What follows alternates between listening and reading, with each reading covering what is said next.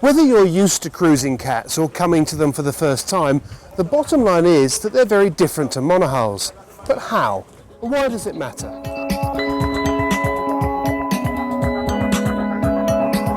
We've come to Tortola in the British Virgin Islands, one of the centres for catamaran cruising, where we've been lent a moorings 4800, and we're joined by renowned multi-hull designer Nigel Irens.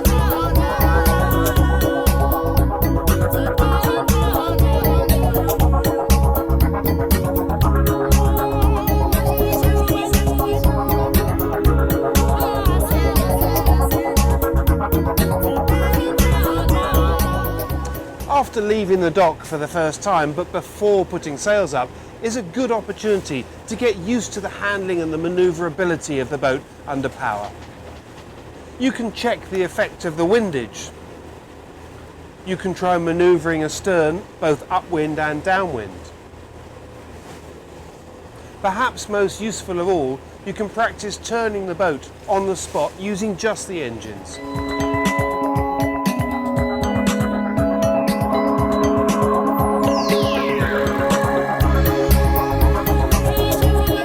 Now, I'm putting a beam onto the wind now.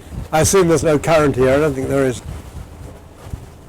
I'll just stop her right there. Bearing in mind we've got obviously the fixed keels each side, which are resisting the boat being skittering along sideways. I'd say that looks quite good actually. I think it's moving less than I thought it would. If we look down at the water on the windward side, if it's moving at any speed, we can begin to see slight swirls in the water there, but just a little bit there, but looks fairly good.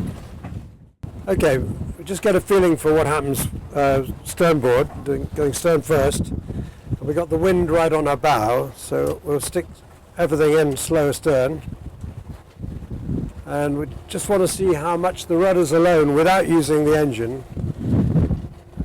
Just use the engine to start her off, and then the head's blowing off now.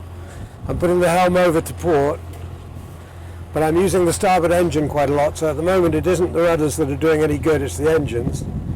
If I want to bring the bow up a bit more, I can go ahead with the port engine like that. That's all back to neutral again now. The boat is moving backwards now. I'm going to actually give her a little bit of way on with the engines and then stop the engines and see if I can feel whether the rudders are steering her. I'm spin a starboard helm at the moment, see if that corrects her. No, the bow is still being blown off at the moment. So that's probably about the optimum power I can get out of the rudder at the moment, and it's still the bow is blowing off. So the windage is certainly taking over here now. I can cure it, of course, by using the engines. If I take the port one out, put starboard one ahead with that amount of, put the helm the other way, she'll soon come up again. That obviously overrides everything. But I got the feeling then that she was not responding to the helm going astern, but it was largely because there's now 12, 13 knots of wind, and it was catching the bow and blowing the bow off, so you'd probably expect that. So it's not really a fair test in a way, but it does warn you that you are dependent on the engine controls, not the rudder, when there's any wind about. And I'm going astern with the port engine, give a little more revs, and that's making it so we're not really moving forward anymore. Give a bit more power on that, and then I'll go ahead on the, very slow ahead on the other one. And you'll see that by looking at various transits each side of me, I can see that the boat's not going anywhere. And we're just rotating gently. Going forward a little bit now, so I'm going a bit more astern on the port engine. I'm looking at transits out to the side of me now to look for any motion. Pretty well stationary.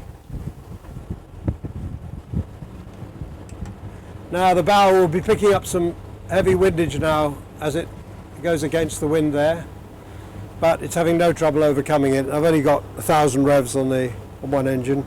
I'm still not on purpose using the helm because I want to see the engines do it really. Anyway, struggling a little bit now because of the wind catching the bow and trying to blow it back off downwind again. Our rotation's slowing down now a little bit, but it's getting there. And if I, just to exaggerate, if I give a bit more power now, I mean, there's no problem. There's bags of reserve there, so that's useful to know. And there we are, back head to wind again, and we're pretty well in the same place.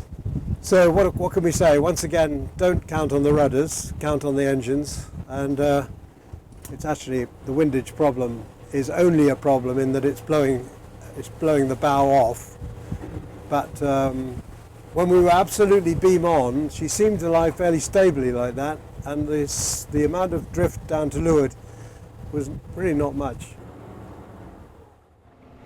Arriving into a new and possibly unknown port can present another test of close quarters manoeuvring.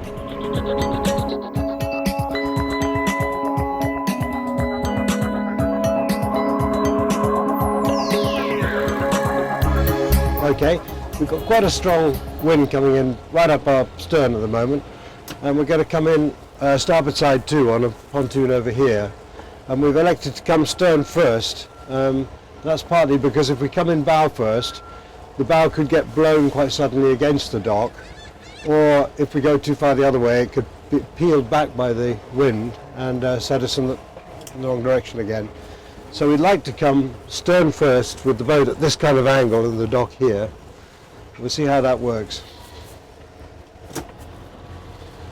Okay, we're approaching this pontoon stern first. It's partly because we've got a better view of the stern than we have in the bow. The other thing is there's quite a lot of wind behind us, and I'd be concerned that the bow would get either carried suddenly onto the dock or peel away from it at the wrong minute. So I think stern first is a good option here. Once again, the Catamaran thing comes into its own, because although we got all this windage, we got such good control with two widespread engines that it shouldn't be too difficult.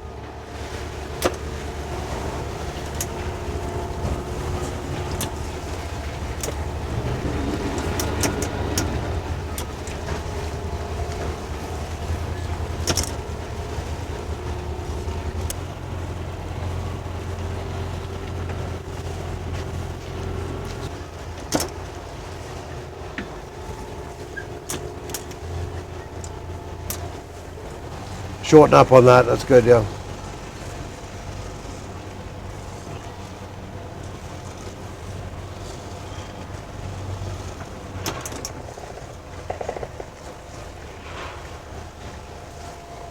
Okay, I'm leaving her just slightly ahead until we get a forward spring on.